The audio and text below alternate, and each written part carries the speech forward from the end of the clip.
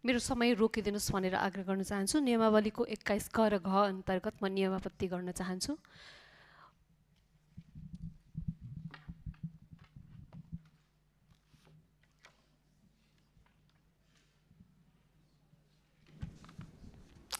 समय रोकिदिनु।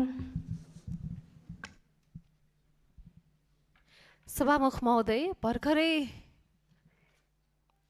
आफ्नो विचार राख्नुभएका मान्यज्यूले बलात्कार जस्तो सङ्गीन विषयमा मन मिल्दा चमत्कार नत्र बलात्कार भन्ने जस्तो शब्द प्रयोग गर्नु गलत हुन्छ। किनभने एकदमै मन मिलेका श्रीमान श्रीमतीको बीच पनि श्रीमतीले सम्बन्ध राख्न चाहिनन् भने नो मिन्स नो भन्ने कुरा हामीले बुझ्न आवश्यक छ र यो कुरा पुरुषहरूलाई पनि लागू हुन्छ। र यो जबरजस्ती गर्दाखेरि कुनै चमत्कार हुँदैन। सम्बन्ध जति नै समृद्ध सुखी होस् राम्रो होस्, तर जब सम्बन्धमा जबरजस्ती आउँछ त्यो गलत हुन्छ, त्यसमा कुनै चमत्कार हुँदैन। यस्ता गम्भीर विषयमा यस्ता किसिमको टिप्पणीलाई सदनबाट सदनको रेकर्डबाट हटाउनको लागि म सभामुख महोदयसँग निवेदन गर्न चाहन्छु।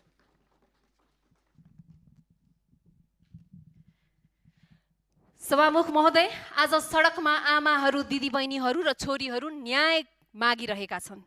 त्यसैले आजको बहस बलात्कारीलाई कति वर्ष जेल हाल्ने भन्ने होइन, यस्ता जघन्य अपराधमा मृत्युदण्डको व्यवस्था किन नगर्ने भन्ने हो। नेपालको संविधानले मृत्युदण्डको सजाय दिने गरी कानुन बनाउन निषेध गरेको छ। हामीलाई बारम्बार ICCPR को सेकेन्ड अप्सनल प्रोटोकल देखाइन्छ, तर म सोध्न चाहन्छु, एउटै नेपाली छोरीको जीवनभन्दा ठुलो कुनै संविधानको धारा वा कुनै प्रोटोकल हुन सक्दैन। कहिले निर्मला, कहिले इनिशा, आज फेरि गरिमा। हाम्रा छोरीहरू गुमाइरहने र प्रोटोकलका पाना र संविधानका धारा पल्टाइरहने हो। भारतलाई यस्तो प्रोटोकल आवश्यक परेन, त्यहाँ मृत्युदण्डको व्यवस्था छ।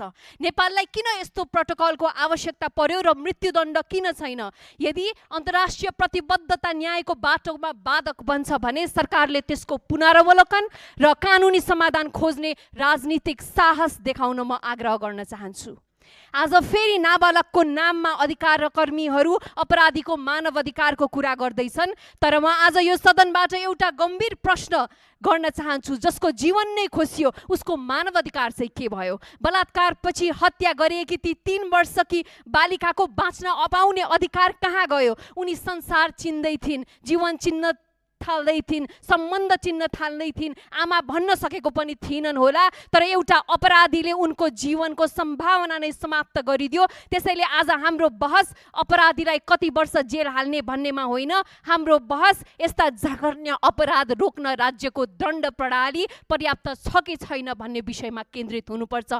सजाय यति डरलाग्दो हुनुपर्छ कि अपराधीले अपराध गर्न पनि डर मानोस्। बलात्कार जस्तो जघन्य घटनाको व्यक्तिको शरीर, गरिमा, स्वतन्त्रता र जीवनमाथिको गम्भीर आक्रमण हो।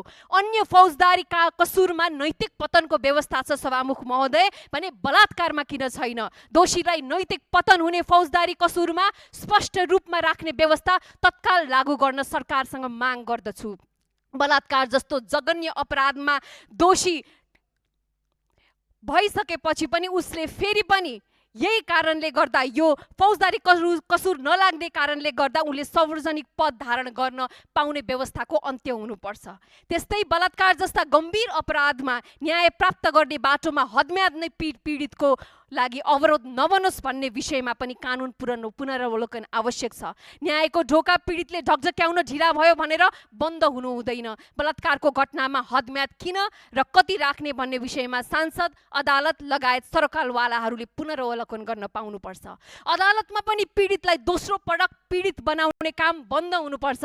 हामीले अदालतमा कहिलेकाहीँ सुनेका छौँ, आगो बलेपछि नौनी पग्लिन्छ। यस्ता अभिव्यक्तिहरू शब्द मात्रै होइनन् सभामुख महोदय, यी शब्दहरूभित्र हाम्रो समाजको गहिरो पीडित दोषारोपण गर्ने मानसिकता लुकेको छ। बलात्कारको पीडितलाई नै प्रश्न गर्ने, उसको चरित्रमाथि प्रश्न उठाउने, उसको व्यवहारमाथि प्रश्न गर्ने वा उसैलाई अपराधको कारण जस्तो देखाउने प्रवृत्तिको अन्त्य हुनुपर्दछ। हाम्रो विगतको दण्डहीनताले भविष्यको अपराधलाई प्रोत्साहित गरिरहेको छैन भन्ने प्रश्न यथावत छ। यो राज्यले यस प्रकृतिको विगतका घटनाबाट के सिक्यो? द्वन्द्वकालदेखि आजसम्मका धेरै बलात्कार तथा यौन हिंसाका घटनाहरू अझै न्यायको न्यायको पर्खाइमा छन्। निर्मला पन्तको घटनाले हाम्रो राज्य संयन्त्रको अनुसन्धान क्षमता र जवाफदेहितामाथि गम्भीर प्रश्न उठायो। जब अपराध भयो, अपराधीले सजाय पाएन। यसले एउटा खतरनाक सन्देश दिएको छ, अपराध गरे पनि उम्किन सकिन्छ भन्ने सन्देश। त्यसैले विगतका अनरिसल्भ केसेसको पनि पुनरावलोकन हुनुपर्छ। दण्डहीनताको अन्त्य नगरी हामी भविष्यको अपराध नियन्त्रण गर्न सक्दैनौँ। Past impunity creates future insecurity. सभामुख महोदय, अभियुक्तले दिएको बयान र त्यसको सामाजिक सञ्जालमा भएको प्रचार गैर जिम्मेवारीको पराकाष्ठा भएको छ। यसले न्याय प्रणालीलाई फितलो बनाउँछ। जसरी अभियुक्तले प्रहरीका सामु हाँसी हाँसी बयान दिएका छन्, यसले त्यस्तै अपराधिक उत्सुकता भएकालाई, मानसिकता भएकालाई कस्तो सङ्केत देला, कस्तो सन्देश देला? प्रश्न उठ्छ, यस्तो संवेदनशील बयान सामाजिक सञ्जालमा कसरी पुग्यो, कसरी चुयायो? राज्यले यसको तत्काल छानबिन गरी अर्को कारबाही प्रक्रिया अगाडि बढाउनुपर्छ। मेरो सुझाव छ, पीडित राज्य कहाँ पुग्ने होइन, राज्य पीडित कहाँ पुग्नुपर्छ। विगतमा हाम्रो राज्य संयन्त्रको एउटा गम्भीर समस्या यही थियो। अपराधको सूचना पाएपछि पीडित वा परिवारले प्रहरी कार्यालय धाउनुपर्ने, बयान दिनुपर्ने, प्रमाण खोज्नुपर्ने र राज्यका विभिन्न निकायको ढोका ढकढक्याउनुपर्ने अवस्था हुनु हुँदैन। बलात्कारको सूचना प्राप्त हुने बित्तिकै राज्य पीडित कहाँ पुग्नुपर्छ।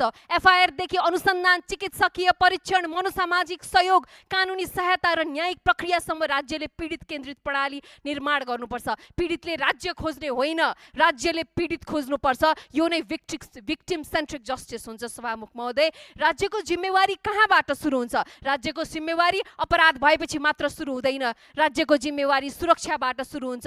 एफआइआर दर्तादेखि अनुसन्धानसम्म, अनुसन्धानदेखि अभियोजनसम्म, अभियोजनदेखि फैसला र फैसलादेखि कार्यान्वयनसम्म हरेक चरणमा राज्यले आफ्नो जिम्मेवारी लिनुपर्छ।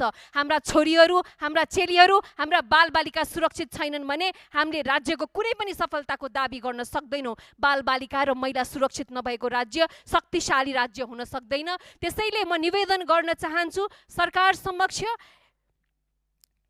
आज हामीले विचार गर्नुपर्ने अर्को पनि विषय के छ भने, एउटा बालक जसले यो घटना घटायो उसको दिमागमा यस किसिमको क्रूरता, अमानवीयता, यस्तो राक्षसीपन कसरी आयो भन्ने विषयमा पनि सरकार गम्भीर हुन आवश्यक छ जस्तो लाग्छ। धन्यवाद।